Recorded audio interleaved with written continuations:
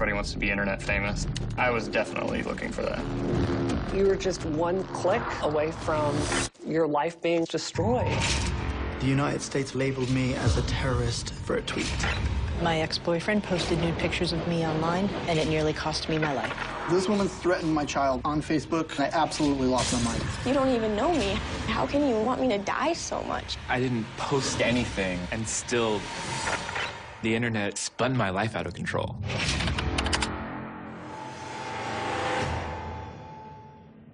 My name is Jennifer, and I almost died after appearing in a parody video that went viral.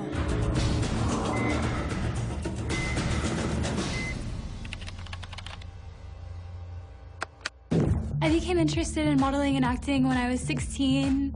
I love photography. I love taking pictures. I had always been pretty active on social media. I would post my pictures to try to help get more modeling work. Modeling for me wasn't just a job, it's what I love to do. I traveled the world for work, and after a few years of travel, I moved to LA.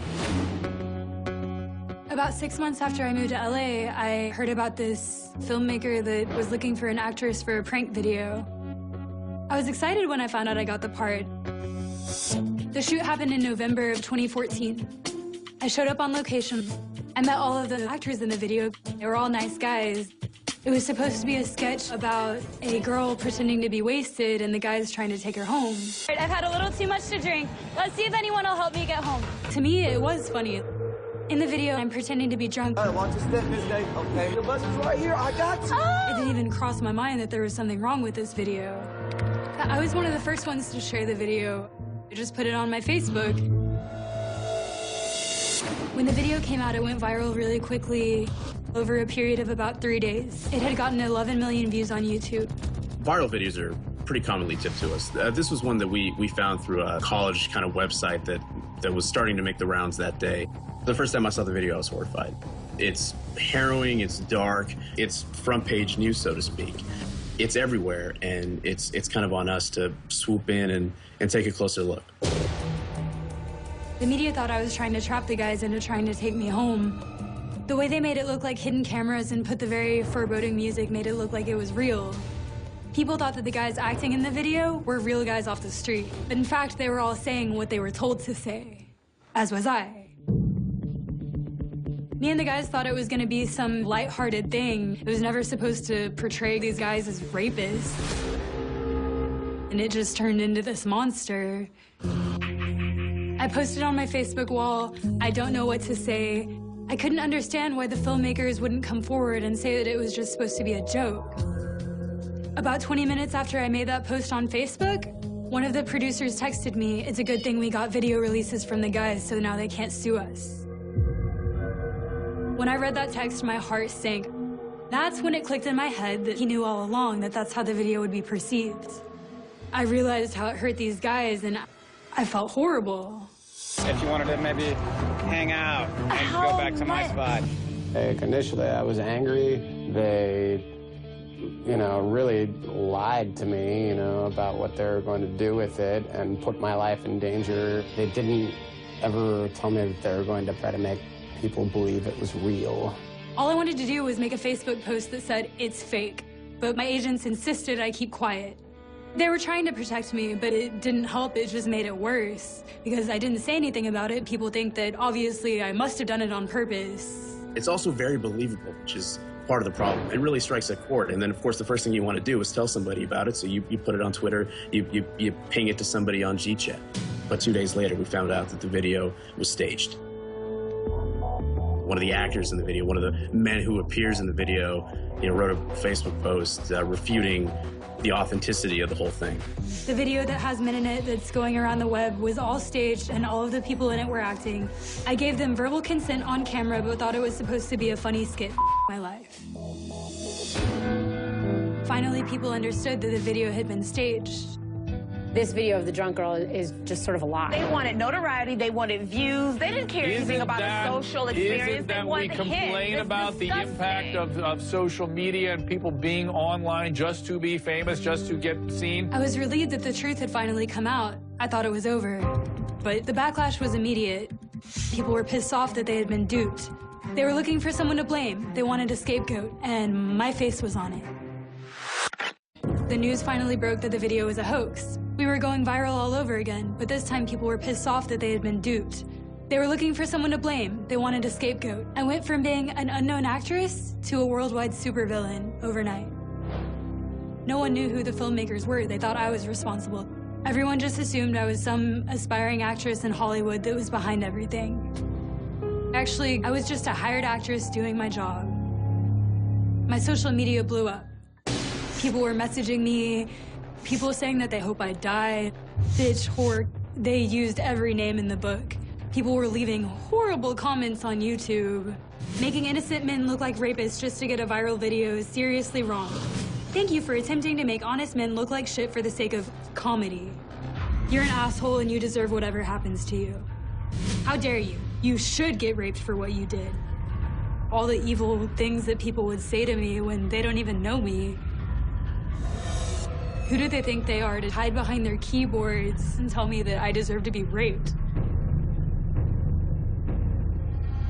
I used to think people were good, but this video just made me lose faith. It started to wear on her. She was just living her life, and then all of a sudden the entire world recognized her. That would probably drive just about anyone crazy. My agent finally let me make an apology video, and I posted it to YouTube. From the bottom of my heart, I am very, very sorry for my participation in this production and any harm it may have caused. The apology video did not work, it just made people angrier. I was totally shocked by people's response. I didn't deserve this backlash. I didn't produce this video. It wasn't just online I started getting threatened. I was outside, and some ladies walked past me, and as soon as they got right next to me, one of them said, "Why don't I call my guy friends to come up here?" really loud. I kept my head held high, kept walking. I hear them yell, "What?" trying to get me to turn around to start a fight with me. I was shocked. I didn't do anything wrong, and these people are trying to fight me. Then there was a group of people that walked by, and one of them said really loudly when they got up right next to me, "Someone should kick her ass." I was so scared. My brother moved out to California. I leaned on my brother a lot.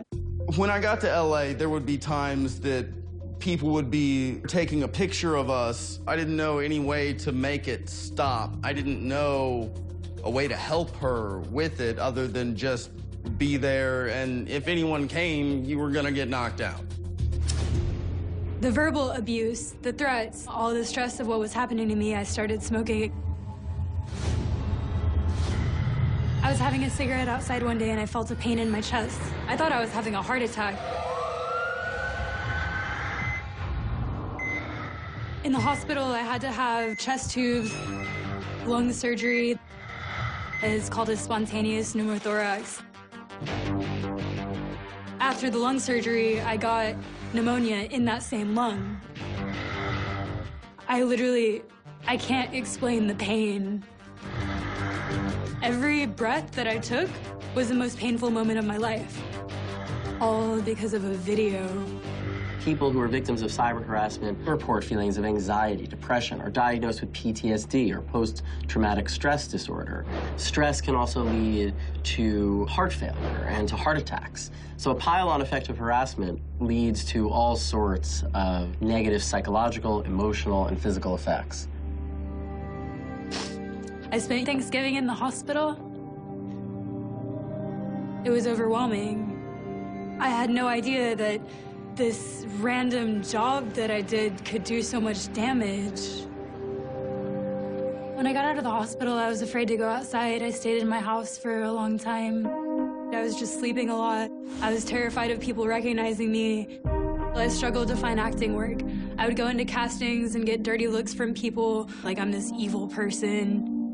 I worked so hard for so long, all to have some dumb put this video together and ruin my career.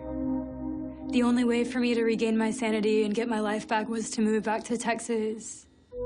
I don't think she wanted to be famous. Once she realized what it meant, she kind of just wanted to fade back into obscurity, and so she came home. I definitely regret making the video. I would never have signed up for this if I knew that this video was going to be what it was. If the internet didn't exist, this never would have happened. Anytime that I try to go look for a job, then the first thing when they Google me, drunk girl in public. The two words that I hate most in the world are drunk girl. I worked my ass off for 8 years to get to where I was. I'm Jennifer. And for this suddenly to happen and just ruin everything.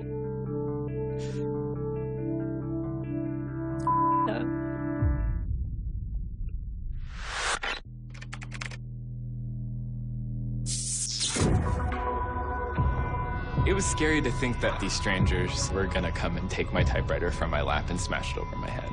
I didn't even post anything, and people were actually threatening me that they were going to kill me. I'm Christopher, and a picture of me typing on a typewriter in a park went viral. People were actually threatening to kill me. I was passionate about writing for as long as I can remember.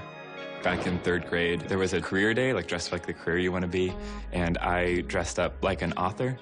In 2010, I had just finished college. I had gotten my bachelor's in creative writing and literature. I moved to New York from Boston to get my master's in writing fiction. But I was struggling financially because I just wasn't finding any work when I first got here. One day I saw a guy on the sidewalk with a typewriter typing poems for people. He had all of these people around him excited about writing, and when I talked to him, he told me that was his job. And I thought, I want to do that exact same thing. So I decided to take my typewriter to the park, write stories for strangers, and hopefully make some money from it. I put the sign next to me, which said one-of-a-kind short stories written while you wait. And I loaded up a piece of paper and then just started typing immediately. People would hear the smack of the keys. People came up to me almost immediately. I wrote all sorts of stories, from like going into space to falling in love in New York City.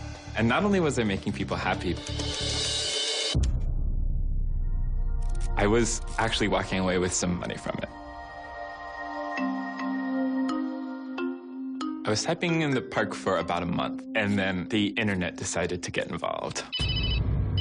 One morning, I woke up, and my phone had a bunch of missed calls and text messages, and I had so many Facebook notifications and tweets to me, and they were just like, look at Reddit. You're on the front page. Reddit is an online community where people post links to things elsewhere in the world. About 2 million people visit the front page of Reddit every day. And there I was. I had nothing to do with it. I was completely surprised. I knew that people stopped and took pictures of me.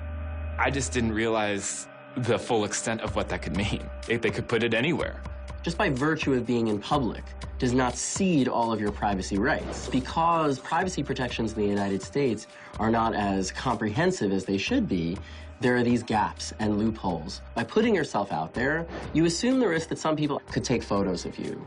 My second thought was, my typewriter business is really gonna take off because there I was on the front page of Reddit. I thought it was a really nice looking picture of me. It was a depiction of what I do. But they couldn't see my sign. So I went into the comments section and my heart just dropped. He doesn't like to write, he likes attention. I see this as pathetic. This is just some asshole trying to look ironic. Please go back where you came from. Just an attention whore with 0 brains. Get the f out of my city. Comments made fun of every part of me, from my glasses to the shorts to the way I was typing to my legs. Every single thing that could be criticized was criticized. And these people were judging all of this based on this one picture that didn't even really portray what I was doing. My body was blocking my sign. And so I didn't look like someone that was typing short stories for strangers in a park. I just looked like I was a crazy person who brought his typewriter to type outside. I was walking on the park in a I think it was a weekend, and I took a picture of Christopher.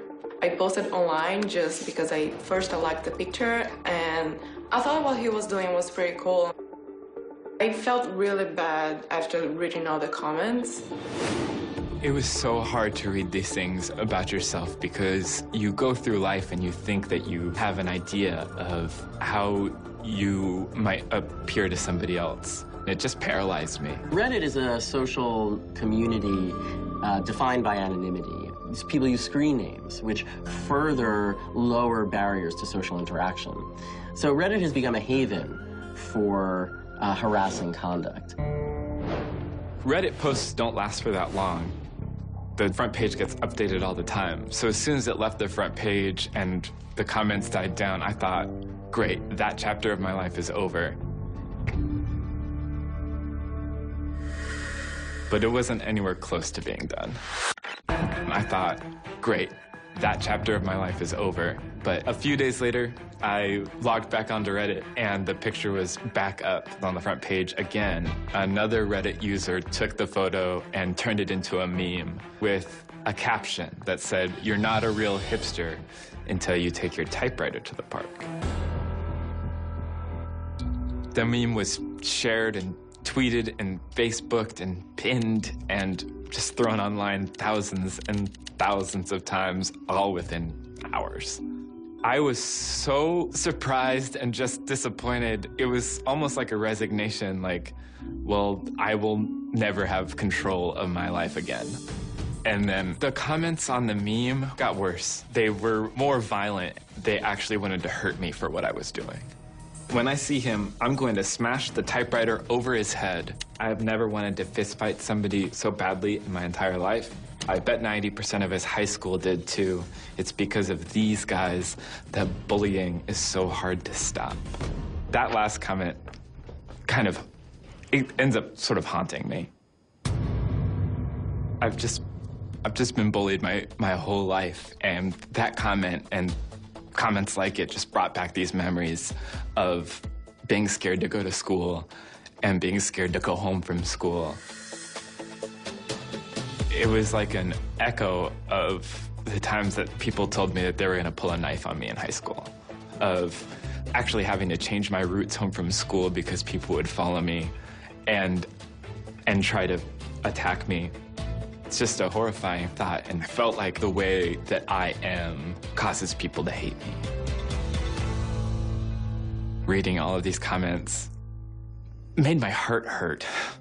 Of course, you feel protective, and there's nothing you can do because it's out there, and you feel powerless and really indignant. If someone is actually threatening you, especially online, it's hard to take those seriously. But it only takes one person to actually act on their threat. So it was scary to think that these strangers were not just gonna come and ask for a story. They were gonna come and take my typewriter from my lap and smash it over my head. I felt like if I chimed in on the conversation and explained what I was doing, that people would feel differently. But it made it worse.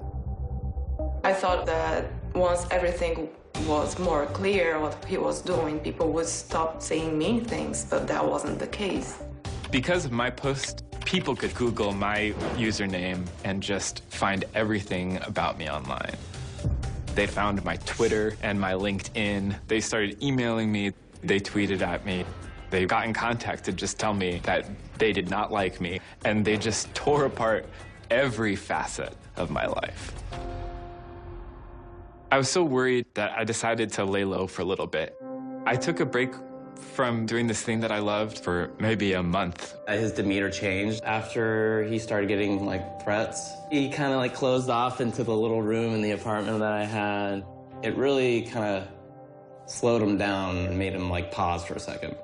I woke up every morning trying to find another place where it had popped up. But then I realized that the more I searched, the more it was just self-abuse. I didn't want to let bullies and internet commenters control me. So I closed the tab and I just tried to not look back. I decided I need to go out again. I need to go and start typing and do what I love. Christopher decided to meet it head on. And I think he has that strength because of the bullying that he'd gone through in high school. And I think that's what stood him in good stead in this case. He had a spirit that could help him rise above it.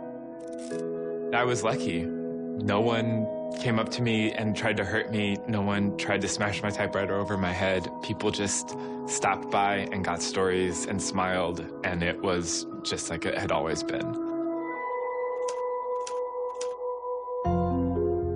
I feel like the internet is just this wild and strange, lawless land. But it's important to remember that there are real people behind each meme. Behind all of these things that goes viral, there's a story that isn't being told.